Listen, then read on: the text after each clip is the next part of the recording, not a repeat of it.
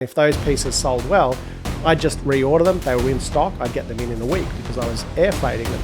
Now, if I had to sea freight them, it would take 3 weeks.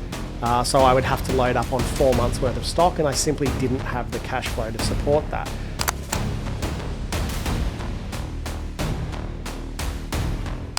Welcome back to the E-Hustle. I'm Paul Waddy. As always, if you like the podcast, please do rate it 5 stars, like it, share it. It all helps. And if you want to work with me, either to start an online business or to scale your existing online business, you can follow me and drop me a line at Paul Waddy Ecommerce on Instagram or head to learnecommerce.com. Right, let's get into today's episode, and we're going to talk about what business I would start if I had $10,000 today. So it's a question that comes up a lot. Paul, if you had $10,000, and I want to say I do, I'm okay, please don't send money. What would you do? What e-com business would you start today? And there's a few different ways, I guess, to answer that. So I want to start with a real story of when I actually did that with about 10K. Way back in 2007. So it's not a theory. I'm going to tell you the steps that I used back in 2007 to turn $10,000 into a nice cash positive e-commerce business. And a heads up, this is not a drop shipping story. So, although if you're curious with starting of how you can start with $0, I have covered drop shipping over on my blog at the website learnecommerce.com. So you can get into that, or you can listen to previous editions of the E-Hustle where I talk about, can you make money or not drop shipping? But this is not a drop shipping story. So way back in 2007, let's rewind. I had 10 grand. So not a life-changing amount of money, but enough to take a proper swing. And here's what I did. I started an online fashion accessory business. I found a little niche that I thought was interesting and I thought the products were trending but not saturated, and I gave it a go. So I'm going to give you the breakdown of the products, and I'm going to rank them by what was most popular back then when I was selling. So in order of popularity, it went sunglasses, men's bracelets, lapel pins, polyester ties and bow ties, bright socks, pocket chiefs, and money clips. Now, before you go and launch this exact same business, just remember to cut me in, okay? Or give me a shout out. So why fashion accessories, which is a pretty crowded area these days? Well, I'll give you the background. First off, I'd already been tinkering with importing some products and selling on eBay and so on. And I was importing from Alibaba probably back in around 2005 and AliExpress. So I was pretty good at, using those two platforms. I didn't want something that had a bespoke requirement with heavy manufacturing. So I was looking for ready-made products and things where I could add my branding after the fact. So what I mean by that is I didn't want to go out and do a brand of shoes, which I had done, where I had to emboss the logo on the sole. I wanted fashion accessories where I could just stick a brand on, basically. So I'm going to talk about how I did that shortly. So I wanted to set a few non-negotiables in this little side hustle. And the first non-negotiable was that I wanted to work with suppliers who only held stock. In other words, I didn't want to do big production runs. I wanted to deal with low MOQs, low minimum order quantities, or zero minimum order quantities. And that might sound rare, and maybe it is, but it's out there, and I did it, and you can find these suppliers on Alibaba. I didn't want to wait 90 days for production. I didn't want to have to place 3 to 4 months worth of inventory cover at one time, outlay huge amounts of money. I didn't have that sort of money, so I was restricted to small MOQ, small volume businesses with the $10,000 that I had. So I went with those suppliers that had stock on hand, and that meant that I could test product quickly, hold minimal inventory, and reinvest the money into new inventory as I scaled. And that was a massive win for cash flow, especially when you're just starting out. Now let's talk about the branding. I mentioned before that I didn't want to have to emboss my logo on things, because when you do that, the manufacturer wants to give you a high MOQ. They say, well, if it's your logo, you've got to do 100 or 200, but if it's no logo, we'll just sell you our stock that we have lying around.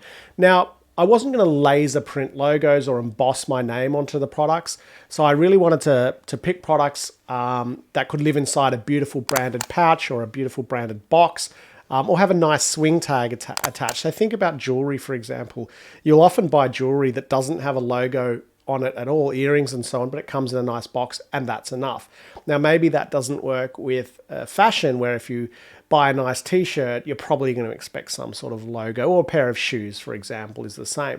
I will say in fashion though, some of the brands out there are buying products with swing tags that are generic from China, cutting the swing tags off and applying their own. I've definitely seen businesses do that, even 50 mil plus businesses that would be household names. So I felt like that was enough for me to do, is just to replace the swing tag, or, I wasn't going to do a premium brand. So it's worth saying that. So even though behind the scenes, some of those products that I was selling were actually getting branded up by much bigger brands and sold all over the world. So let's take the example of the bracelets that I was selling at the time. I'd pop those into a velvet type black pouch that did have my logo on it. I'd found a supplier to do those pouches off AliExpress or Alibaba, bought a couple of hundred of them. I'd pop the bracelet nicely into a pouch with a little thank you card, a little swing tag attached, and it looked really sharp. So I got to say, there was a nice brand experience, even though I just picked these generic products up from anywhere. So the third criteria that I had was that I only sold product with a high margin and a low price point. So I sold products that had at least an 80% margin. You guys may or may not know how to calculate 80% margin, but essentially it's sort of saying if I'm selling something for $100, $80 of that is profit, so it's costing me $20 to buy it. So I was going for high margin, low retail price. And the retail price that I picked here was typically under $40. Now, why did I go for under $40? Because that price point represented low risk for customers. It's an easy, almost impulse buy, but with margins high enough to actually make money, not just turnover, but actual profit. The other thing about the low $40 items were, I guess, if there was an issue with quality or so on, I would just let them keep it and I'd send out a new one. So again, you can imagine that if I'm selling jewelry at $40 and I'm looking for an 80% margin, the product's costing me a couple of bucks. So who cares if I was able to just bin those products that were faulty or tell the customer just to keep them. The other thing is with these low value items is that you can gift them out like crazy because they cost virtually nothing. The stock, the price is so low that you might as well put the units to work and let your UGC marketing really kick in, which I did. I gave out heaps of them. I did lots of gift with purchases and so on. And the fourth thing in my criteria was that I wanted small, lightweight, easy to store, easy to ship products. So I kept all the stock at home in the spare bedroom. I had no warehouse and I had no staff. Everything that I would sell had to fit inside small mailing bags, so under 500 grams. You could buy the 500 gram satchels from Australia Post and so on. At a flat rate, everything was to go into there. So postage costs were low, and because the shipping was a flat rate, I could bundle 2 or more items together, upsell them, give a little discount and not lose any margin because I was paying a flat rate for the 500 gram satchel. So if I sold 2 at 20% off, it was still more profitable than if I sold 1 at full price due to the combined saving on the shipping. Now, the other thing about the small size, the lightweight product is that it was great for air freight. Now, you'll hear me usually say that I don't like air freight, and that's true, but in this instance, it's okay. Why? Is because my model was that I never thought this was going to be a $10 million business, right? I was pretty clear on that. My model was that I would hold a small amount of stock. I've said that before, virtually no MOQs, no minimum order quantity. So sometimes I was ordering 5 or 6 pieces just to test. And if those pieces sold well, I'd just reorder them. They were in stock. I'd get them in a week because I was air freighting them. Now, if I had to sea freight them, it would take 3 weeks. So I would have to load up on 4 months worth of stock, and I simply didn't have the cash flow to support that. So could I have gotten an even better margin? Yeah, I could have by sea freighting, but I was more worried about cash flow in this instance. So I sacrificed a little bit on the margin in order to air freight the product. And at over 80% margin, I was fine on the margin anyway. So that's one of the pros of this lightweight business. You can air freight it in, which means you hold as little stock as possible. And you've got to remember the goal is actually to hold as little stock as possible whilst never running out of your best sellers, not as much stock as possible. And so that's where it's really important to get your buying cycles right. And so I shortened that lead time by doing air freight due to the high margin product. And because I was able to shorten that lead time, it meant that I didn't have to hold 3 or 4 months worth of stock.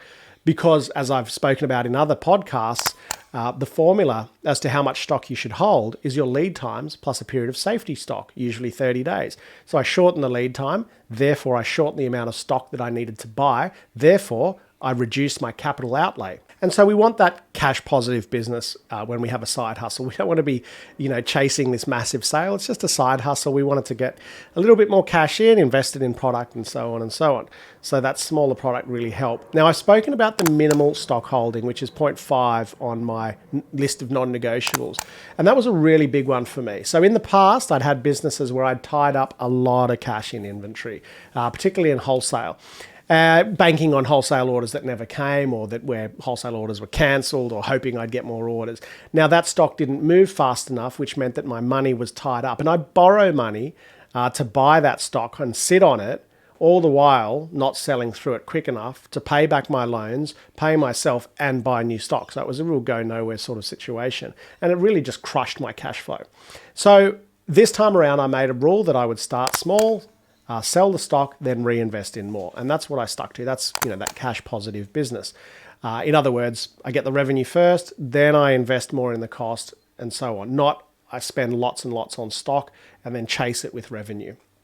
So I found that rhythm, and that's a rhythm that you buy a little, sell it, buy a little more, sell it, keep it lean. So that kept my business lean. And really, even today, a lot of the brands, the bigger brands that I work with, will still adopt that lean mentality when it comes to inventory, because after all, the money is better in your pocket or growing your business through acquiring new customers or new sales channels, as opposed to sitting in inventory on a shelf where you're often paying for storage. So, I really was aware of that because I'd been in that situation. And so finding that rhythm was a game changer for me. And honestly, in this little side hustle, I made more profit and better cash flow than I'd made in a wholesale business selling to over 200 stores globally, which is crazy, right? But that really illustrates this whole smoke and mirrors aspect to e-commerce, where we think bigger is better. But again, sales don't mean anything at all. It's really what you put in your pocket at the end of the day. And I talk about smoke and mirrors because that's what it is. Everyone thinks that this idea of scale means make as much revenue as you can, but that's super stressful. I was there at a very young age. A lot of revenue requires a lot of effort, staff, orders going out, customer service, all of that sort of stuff. And if you're not raking in huge profits, it's really not worth the time. So I'd rather have the smaller business that was spinning off a lot of cash, and I used that cash to actually buy my first investment property, something that I was never able to do with the larger business. And so I guess the lesson there for me was that bigger does not always mean better. And in terms of revenue particularly, it's such a vanity metric. I was after the profit, which then went into my pocket, which then went into other investments, which really shaped my way of doing business in the future, but also helped change my life in a positive way. Now, point 6 in the non-negotiables was no ego, just smart strategy. Now, some people will hear this and say, Paul, there's no IP. Where's your brand moat? What's the uniqueness? I hear you. I get it. And that's fair enough. This was never a brand that I thought was going to sell for millions. That was never the goal. The goal was cash flow in order to do cool things like buy an investment property. It was a smart, lean business that gave me freedom. It gave me the financial breathing room to explore other ventures and investments, to invest in myself, and eventually to build more brands with stronger assets behind them. That's the point. The point was profit and cash. I was able to take those learnings and do it on a much bigger scale. Was there a brand moat? No, but that was my MO. And that's why you'll hear me say sometimes, it doesn't matter what I think, it's your strategy. Now, in this instance, my strategy was just to have something that spun off cash. It was never going to be this unique IP that sold for a multiple of 7 times EBITDA. Now, if you do have that strategy or goal for your business, then you would not adopt this strategy. And that's what I mean. Firstly, as a coach, my job is to tell the brands I work with is to flesh out, what do you want out of this business? Like, what do you want out of life? Where do you need to be in 5 years? Do you have a family? Do you need to put them through private school? Do you want to buy a house? Do you want to buy a holiday house? And I ask that to all new brands that come in. And we reverse engineer it from there. My job is to help you craft a strategy that delivers on the goals that you set out. And so that's the whole thing, is if we're all operating on the same strategy, how can that possibly work? Because we all have different goals. So you actually need to work out your goals first. And in this instance, my goal was cash flow before anything else. Then you build a business that executes on that goal. That's really important, that we can't all follow each other. We can't all follow the same blueprint. As much as people would like to tell you you can, you can't. Your plan is different to mine, different to his, different to hers. That's how it should be. So your plan must meet the goals that you have for your life. That's how to do it. So what would I do today with 10K? Honestly, I reckon I'd probably do the same thing. I'd probably tweak the products. Maybe the lapel pins have been done before. You know, the lapel pins that they were flowers that you would stick on and to your suit, you know, if you were wearing a suit. The sunglasses have probably been done and dusted. I'd probably go deeper into a niche these days, but the model I would still keep the same. In other words, pick small, lightweight, high margin products, brand them simply, sell them online, low COGS, in other words, low cost of goods sold, so I can gift them like crazy, get runs on the board, get them out easy. It's not sexy, it's not flashy, but it works. So wrapping up this ep of the e-hustle, that's what I do with 10K, and it's what I did do with 10K, and I would do it again 100%. If you want to learn how to start an e-com biz, head to learnecommerce.com. We have a program where I coach you how to start that biz. And we talk about this case study in that program quite a lot. Maybe you want to replicate it. Be happy to help you on that journey. So hit me up on Instagram at Paul Waddy eCommerce. Let me know your thoughts. Drop any questions there about your product idea. Always happy to point people in the right direction on one of my lives and so on. So if you want to go deeper, head to my website, learnecommerce.com. Follow me on Instagram. Remember to like the podcast, share it.